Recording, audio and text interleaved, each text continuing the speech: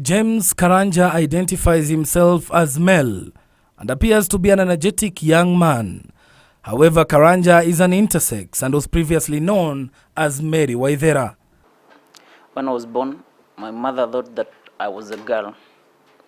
They named me Mary Waithera. Those are the names that I grew up with.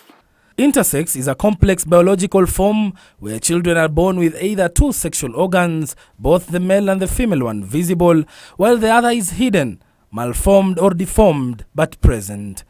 Back to Karanja, he paints a picture of a man under siege, struggling for recognition and identity.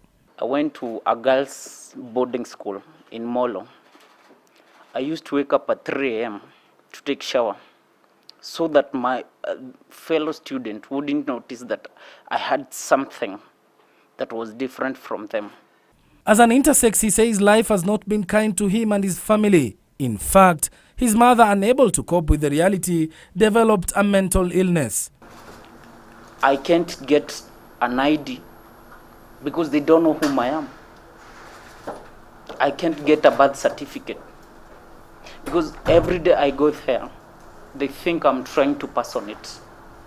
It is because of cases such as Karanja's that the Kenyan National Commission on Human Rights is calling on Parliament to enact a law that recognizes intersex as a third gender.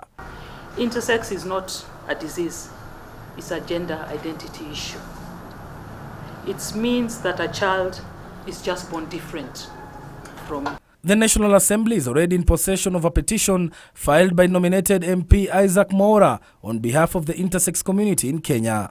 Mora is also pushing for legislation that will enable funding for gender alignment surgery and public awareness campaigns to end stigma against intersex people. People with ambiguous genitalia, people who may have more than one genitalia, that maybe one of them is poorly developed, the other one is maybe not as well developed. In-betweenness, that in-betweenness of gender, that people do not want to accept that it actually is existent. The fact that people think that you are either male or female is not true. The truth of the matter is that you can in between them. Statistics by the Child Rights International Network estimates that there are over 20,000 intersex people in Kenya. To sensitize the public on their plight and rally support, the intersex community in Kenya is planning its inaugural meeting to mark this year's International Intersex Day on the 26th of October.